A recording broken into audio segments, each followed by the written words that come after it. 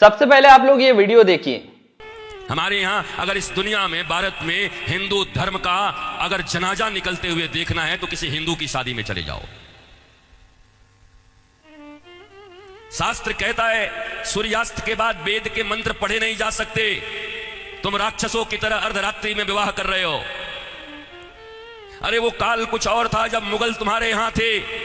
रात के अंधेरे में बहु बेटियों को उठाकर ले जाते थे, दिन के उजाले में ले जाते थे, तो रात में छुप छुप करके अंधेरे में विवाह कर दिया करते थे। अब कौन मुगल और कौन अंग्रेज तुम्हारे पीछे पड़ा है? क्यों नहीं तुम सूर्यास्त के पहले विवाह करते हो, अभिजित मुहूर्त में करते हो? वेद तो वही कहता है।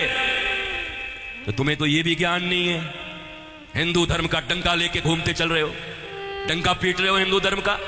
तुम्हारे विवाह में देवताओं का कितना अपमान होता है।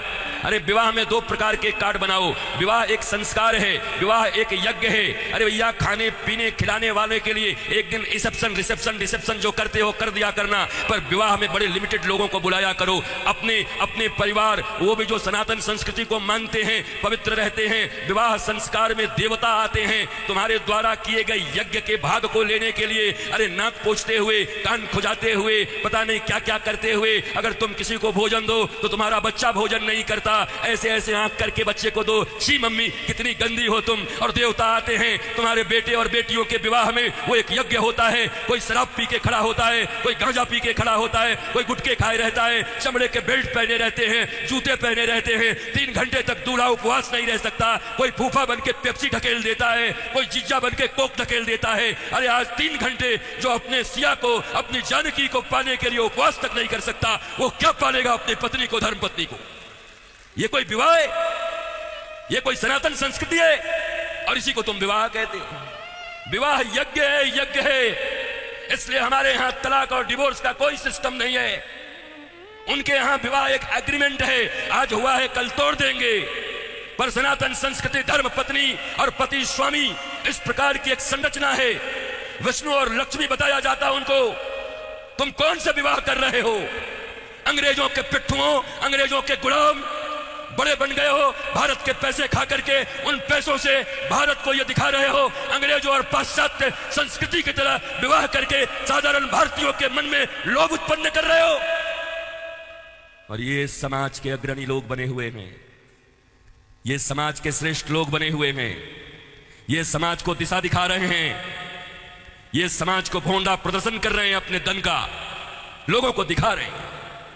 एक गरीब बेचारा विवाह करने में भी लज्जा करता है, इतना आडंबर बना दिया। विवाह एक यज्ञ है, बड़ा पवित्र यज्ञ है, सुंदर यज्ञ है, वेदियां बनती हैं। हमारे यहां दूल्हे दुल्हन उनके वस्त्र कैसे होते थे देखो। आज के 50 साल पहले ही देखो ना, 50 साल पहले के फिल्म देख लो बॉलीवुड में, तो समझ जाओगे कैसे वस्त्र पहन करके विवाह करता हमारे यहां पर। क्योंकि बॉलीवुड भी या सिनेमा भी समाज का दर्पण होता है। और अब बदले हुए बॉलीवुड को देख लो कि अब कैसे विवाह करते हो। हमारे विवाह में हमारे वस्त्र, हमारे परिधान, फिर लेन देन इतना तो बनता है। 5 साड़ी तो बनती है, 21 साड़ी लगेगी ननद की। अरे कौन से ग्रंथ में लिखा है? कोई माई का लाल भारतवर्ष में किसी शास्त्र में मुझे दिखाए, कहां लिखा है ये लेन देन? तुम्हारी बुढ़िया पुराण में होगा। लोभियों के बनाए गए कानून, लोभियों के बनाए गए नियम।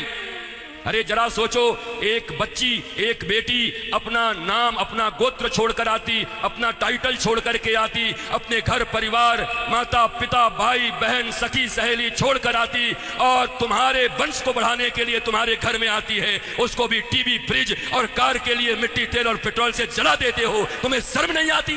भारतवर्ष में जन्म लेकर बैठे हो। तुम्हारी बाजुओं और भुजाओं में अगर शक्ति है तो अपने पैसे से कार खरीद लो, अपने पैसे से फ्रिज खरीद लो। क्योंकि छोटी छोटी बच्चियों के पिता तो बचपन से उसके लिए खिलौना खरीदते रहते हैं। जब छोटी रहती है 5 रुपए का, थोड़ी बड़ी हो जाती है थोड़ा और बड़ा, थोड़ी बड़ी हो गई साइकिल खरीद लिया, थोड़ी बड़ी हो गई स्कूटी खरीद दिया, और बड़ी हो गई अच्छे घर के हैं कार खरीद दिया 5 लाख का, और एक दिन फिर जा करके 5 करोड़ में एक गुड्डा खरीद के लाके दे दिया। तो खरीदे हुए सामान की जो इज्जत होती है वही दूल्हे की भी इज्जत होती है। दूल्हा बिकता है, बोलो खरीदोगे?